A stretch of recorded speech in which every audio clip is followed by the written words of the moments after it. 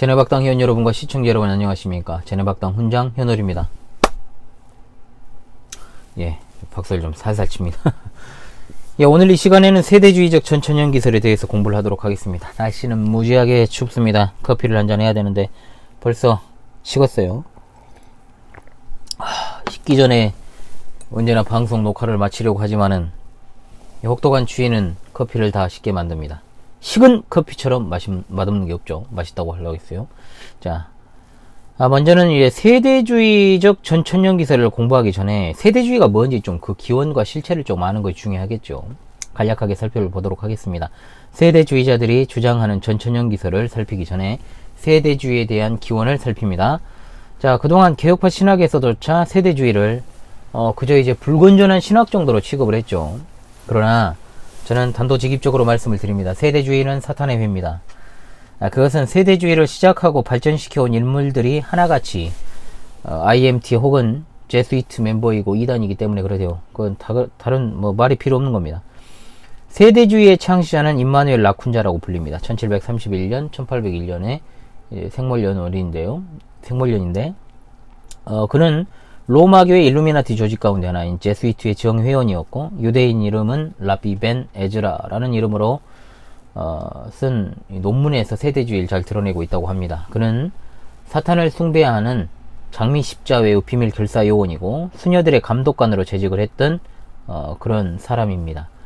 그 이후에 이제 에드워드 어빙이라는 사람이 임마누엘 라쿤자의 책을 영어로 번역을 하는데 이때 당시에 어빙에게 미혹된, 나중에 이 문제를 좀 다루겠습니다. 휴거에 대해서 이야기를 할 때 좀 다루겠는데요. 마가렛 맥도날드라는 15살의 소녀가 환상을 보고 예언을 하면서 휴거의 비밀을 밝히는 책을 출판하게 되는데 이 책에 대한 추천자가 이제 어빙이었죠. 어빙이었는데 이런 종류의 책에 영향을 받은 영국 성공회, 품의 조직이죠.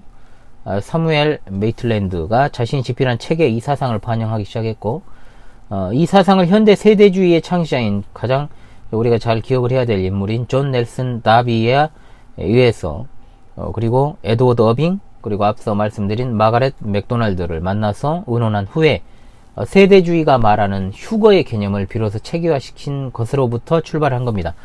그리고 미국으로 간 다비가 스코필드와 무디에게 큰 영향을 줬죠.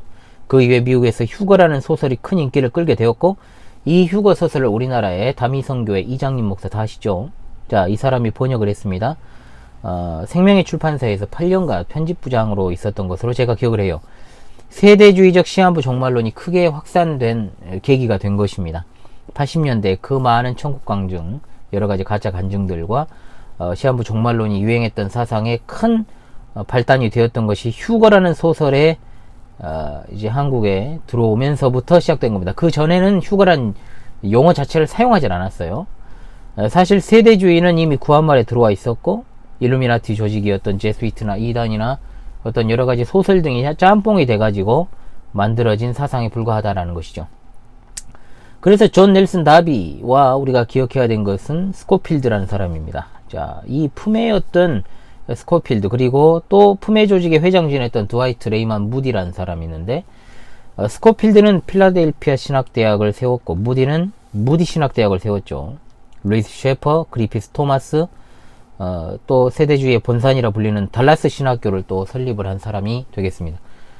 그래서 스코필드 관주 성경으로 굉장히 유명해진 사람이죠. 말씀의 올바른 분별이라는 저서에서 인간에 대한 하나님의 전체 경륜을 갖다가 7세대로 구분을 합니다.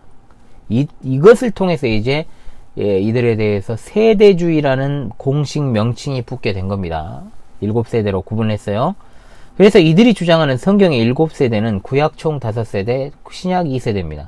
그래서 구약은 무죄 자유의 세대, 양심, 자기 결정의 세대, 인간 통치의 세대, 약속의 세대 또는 족창 통치의 세대, 모세 율법의 세대, 그 다음에 이제 신약 시대로 와서 은혜의 세대 또는 교회 시대라고 부르고 또 천년왕국의 세대 해가지고 총 7세대로 성경을 구분을 해서 이해를 했죠. 그래서 이제 세대주의의 가장 큰 특징이 뭐냐라고 물으신다면 하나는 뭐냐? 예수 그리스도의 재림이 이중재림으로 이루어진다. 하나는 공중재림, 하나는 지상재림이죠. 그러나 개혁파 신앙은 예수 그리스도의 단회적인 재림이 성경적이기 때문에 그대로 믿고 가르치고 있습니다. 국내에서는 이단으로 정죄된 말씀 보존학회가 세대주의자 프리메이슨인 스코필드를 극찬하고 있습니다. 그래서 이 정체가 좀 의심이 되죠. 그래서 세대주의는 불건전학 신학 사상 정도가 아니라 단언컨대 신구약 성경과 역사적 정통 기독교회를 파괴시키기 위해서 사탄주의자들이 내세운 사상이다. 어떤 인터넷에 세대주의가 품위 조직 중 하나다라는 썰들이 나돌고 있지만 출처 없는 단지 카더라에 불과합니다. 그러나 안 목사님은 정확한 원서에 입각한 근거를 서술하면서 이 사실을 밝혀놓으셨어요. 그에 따르면 앞서 존 넬슨 다비가 플리머스 형제단의 창시자인데 이 플리머스 형제단의 사탄 숭배자로 유명한 알레스터 크로울리라는 사람이 활동한 이력이 있습니다. 알레스터 크로울리는 품의 33도고 동시에 황금 여명단의 멤버, 사탄의 초록이라는 책에서 또 사탄에게 충성 맹세하는 내용을 기록하기도 했던 아주 그냥 현대 시대의 사탄 숭배 아버지라는 수식어가 붙는 사람입니다. 특히 이 사람의 책에서 플리머스 형제단의 신학을 자신이 받아들였다라고 말하면서 뭐라고 말하냐면 자기가 그저 사탄의 편으로 갔을 뿐이다 라고 고백을 해요.